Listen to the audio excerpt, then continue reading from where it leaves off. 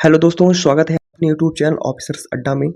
Previous year question की जो श्रृंखला हमने स्टार्ट करी थी, जिसमें विज्ञान खंड के से हमने शुरुआत की थी। देखते हैं आज उसके पहले प्रश्न को। जो पहला प्रश्न है, साधारणतः ओरोबैंकी खरपतवार पाया जाता है। ऑप्शन ए तंबाकू के खेत में, ऑप्शन बी चने के खेत में, ऑप्शन सी धान के खेत में, ऑप्शन डी गेहूं के खेत में। इसका जो सही उत्तर होगा वह होगा ऑप्शन ए, यानी कि तंबाकू के खेत में। ठीक है, देखते हैं आज के अपने दूसरे प्रश्न को। गोल्डन चावल एक प्रचुरतम स्रोत है। ऑप्शन ए विटामिन ए का, ऑप्शन बी विटामिन B12 का, ऑप्शन सी विटामिन सी का, ऑप्शन डी विटामिन डी का। इसका जो सही उत्तर होगा वह होगा ऑप्शन ए, यानी कि विटामिन ए। गोल्डन चावल जो होता है वह विटामिन ए का प्रचुरतम स्रोत है।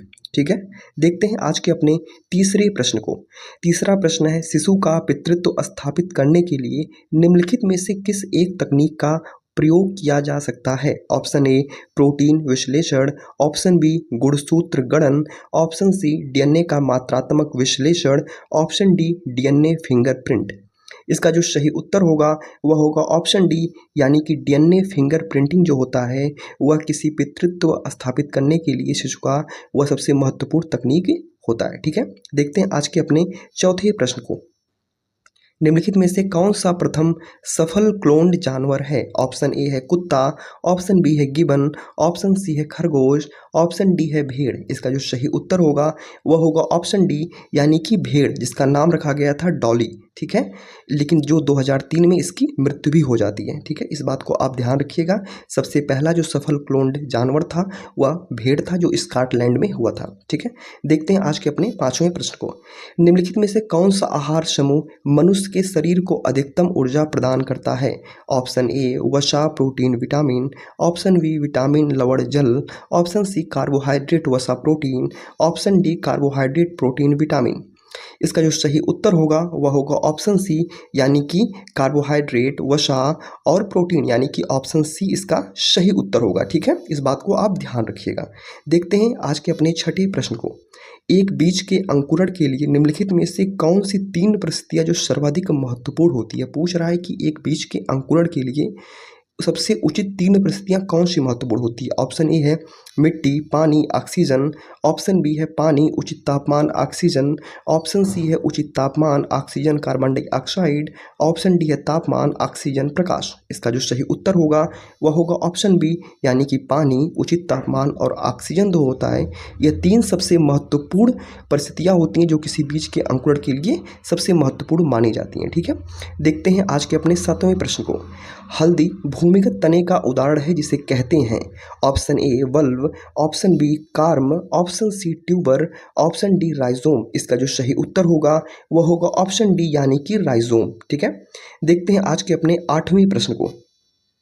आठवां प्रश्न है, पौधे नाइट्रोजन को किस रूप में ग्रहण इसका वैज्ञानिक करते हैं। ठीक है, किस रूप में ग्रहण करते हैं। ठीक है, यहाँ पे थोड़ा सा मिसप्रिंट हो गया है, इसको आप देख लीजिएगा। ठीक है, किस रूप में ग्रहण करते हैं ये पूछ रहा है। ठीक है, ऑप्शन ए है nitrogen gas, option B nitrite, option C nitrate, option D ammonia. इसका जो सही उत्तर होगा वह होगा ऑप्शन सी, यानी कि नाइट्रेट। पौधे नाइट्रोजन को नाइट्रेट के रूप में ग्रहण करते हैं। ठीक है, देखते हैं आज के अपने नौवें प्रश्न को। हींग प्राप्त की जाती है। ऑप्शन ए तने से, स्राव से, ऑप्शन बी जड़ों के निष्कर्षण से, ऑप्शन सी फलों के निष्कर्षण से, ऑप्शन डी पत्तियों के निष्कर्षण से। इसका जो सही उत्तर होगा, इसके दो सही उत्तर होंगे। ठीक है, ये जो प्रश्न पूछा गया था इसमें तने के स्राव से भी होगा और ऑप्शन बी भी होगा, यानी ए और बी दोनों सही होगा। तने से भी होता है और जड़े से भी होता है, क्योंकि राइजोम में तना और जड़ दोनों पाया जाता है। ठीक है, देखते हैं आज के अपने 10वें प्रश्न को। करनाल बंट रोग है। ऑप्शन ए जौ फसल का, ऑप्शन बी गेहूं फसल का, ऑप्शन सी बाजरा फसल का, ऑप्शन डी ज्वार फसल का। जो इसका सही उत्तर होगा वह होगा ऑप्शन बी, यानी कि गेहूं फसल का। करनाल बंट रोग जो होता है वह गेहूं फसल का रोग होता है। ठीक है, देखते हैं आज के अपने 11वें प्रश्न को। त्रिकोष्ठी हृदय पाया जाता है। ऑप्शन ए स्तनधारियों में, ऑप्शन बी पक्षियों में, ऑप्शन सी उभयचरों में, ऑप्शन डी मछलियों में। इसका जो सही उत्तर होगा वह होगा ऑप्शन सी, यानी कि उभयचरों में। त्रिकोष्ठी हृदय जो पाया जाता है वह उभयचरों स्तरों में पाया जाता है। ठीक है, देखते हैं आज के अपने 12वें प्रश्न को। मकड़ियों द्वारा उत्पादित रेशम कहलाता है, या पूछ रहा है कि मकड़ियों द्वारा जो उत्पादित रेशम होता है उसे क्या कहते हैं। ऑप्शन ए टसर रेशम, ऑप्शन बी गोशामर रेशम, ऑप्शन सी मूंगा रेशम, ऑप्शन डी अहिंसा रेशम। इसका जो सही उत्तर होगा वह होगा ऑप्शन बी यानी कि गोशामर रेशम। ठीक है, देखते हैं आज के अपने 13वें प्रश्न को। समुद्री घास निम्नलिखित तत्व का महत्वपूर्ण स्रोत है। Option A iodine, option B chlorine, option C bromine, option D उपयुक्त में से कोई नहीं। इसका जो सही उत्तर होगा वह होगा ऑप्शन ए यानी कि आयोडीन जो होता है वह समुद्री घास का मुख्य तत्व महत्वपूर्ण स्रोत है। ठीक है, देखते हैं आज के अपने 14वें प्रश्न को।